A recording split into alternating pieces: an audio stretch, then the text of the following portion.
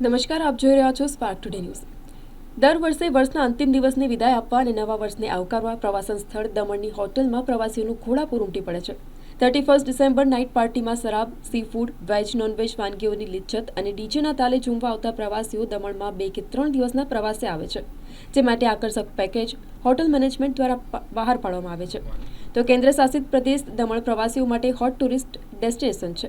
દર વર્ષે 31મી ડિસેમ્બરે નાઇટ પાર્ટીમાં ઝૂમવા, વેજ નોનવેજ વાનગીઓ, શરાબની લિજ્જત માણવા ગુજરાત, મહારાષ્ટ્રમાંથી મોટી સંખ્યામાં પ્રવાસીઓ દમણની હોટલમાં આવે છે. આ અંગે દમણના દેવકા ખાતેની હોટેલ સેન્ડી રિસોર્ટના સંચાલક આશિષ રાઠોડે જણાવ્યું કે આ વર્ષે 31મી ઉજવણી માટે મોટાભાગનું બુકિંગ થઈ ગયું છે. ન્યૂ યર પાર્ટી માટે hotel management, DJ booking, dinner માટે સ્પેશિયલ વાનગીઓનું મેન્યુ તેમજ વિશેષ પેકેજ તૈયાર કરી પ્રવાસીઓને આકર્ષક ઓફર આપી છે.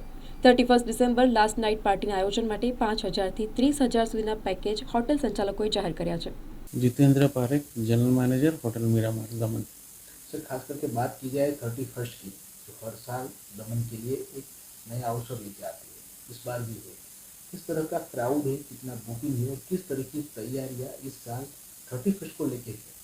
31st को एज यूजल हम लोग हर साल की तरह तैयारी में तो पूरी उम्मीद है। बुकिंग्स क्वाइट डिसेंट बुकिंग्स है। अपना रूम गेस्ट के लिए हम लोग स्पेशल इवेंट प्लान किया है। बाकी हमारा रेस्टोरेंट जैसे बाकी का वॉक इन गेस्ट के लिए हम लोग चालू रखेंगे जैसे हर साल रखते हैं। चाहे कोई खास नया जो फूड है उसमें या तो और कोई जो फेस्टिवल को लेके कुछ भी डांस ऐसा कुछ भी होता है उसमें किस तरह का है? न वैसे इस साल हम लोग कुछ नहीं कर रहे। एज इट इज़ मीरामार हम लोग का अपना मेन जो इम्पोर्टेंट फैक्टर है वो हमारा खाना रहेगा। जो रूम गेस्ट के लिए जो कर रहे हैं उसमें खाना अपना मेन प्रायोरिटी है। रेस्टोरेंट में भी अपना जैसे रेगुलर गेस्ट रहते हैं वैसे ही रहेंगे हम लोग। वैसे डांस वगैरह का ऐसा कुछ प्रोग्राम इस बार किया नहीं है। अच्छा, खास करके पूरे दमन की अगर बात की जाए तो ज़्यादातर दमन 31st में तो होटल की वजह से ही जाना जाता है।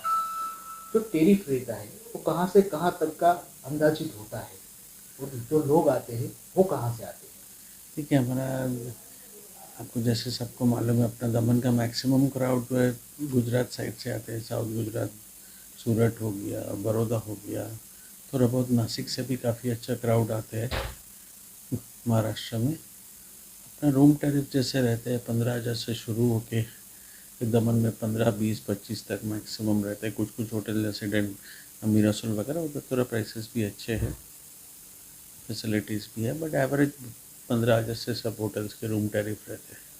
બોમ્બે, બરોડા, અમદાવાદથી, ગુજરાતથી વધારે ક્રાઉડ છે અને મુંબઈથી થોડું ક્રાઉડ છે. અને દરેક હોટલોએ ઘણી મહેનત કરીને હોટલો સજાવીને તૈયાર રાખી છે.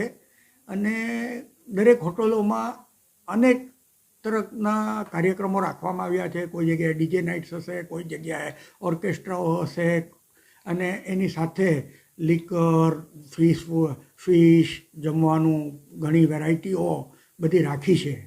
અને આ બધું રૂમના પેકેજમાં ઘણી ખરી હોટલોનું ઇન્ક્લુડ હોય છે. આ બધા પેકેજો નાની મોટી હોટલો મળીને 5,000 રૂપિયાથી સ્ટાર્ટ થઈ અને 25-30,000 રૂપિયા સુધી આ વખતે પેકેજ જાય એવું લાગે છે. અચ્છા, ઓવરઓલ જે ક્રાઉડ આવતું હોય છે દર વખતની સરખામણીએ તમે કીધું કે આ વખતે ક્રાઉડ વધારે છે. ખાસ કરીને કોઈ કારણ ખરું કે આ વખતે જેના કારણે ક્રાઉડ વધારે આવી રહ્યું છે? દમણ પ્રશાસન સાહેબે ટુરિઝમને એટલું ડેવલપ કર્યું છે અને એટલું સુશોભન કરી દીધું છે, એનું બી ઘણું એટ્રેક્શન છે. એટલે આ વખતે બીચ ઉપર, હોટલોમાં અને ખુલ્લી જગ્યાઓમાં દરેક જગ્યાએ ક્રાઉડ રહે એવી આશા છે. ખાસ કરીને જે નાઇટ પાર્ટી હોય છે, આ પાર્ટીની અંદર કઈ રીતની જે ફેસિલિટીઝ છે એ પ્રોવાઈડ કરવામાં આવતી હોય છે? અનલિમિટેડ લિકર હોય છે, અનલિમિટેડ બાઇટિંગ્સ હોય છે, 7 કોર્સ ટાઈપના મેનુ હોય છે, સૂપથી લઈને સ્ટાર્ટર સુધી બધી જાતની વેરાયટીઓ જમવામાં રાખે છે. સાથે ડીજે અને સાઉન્ડનો પ્રોગ્રામ માણવા મળે.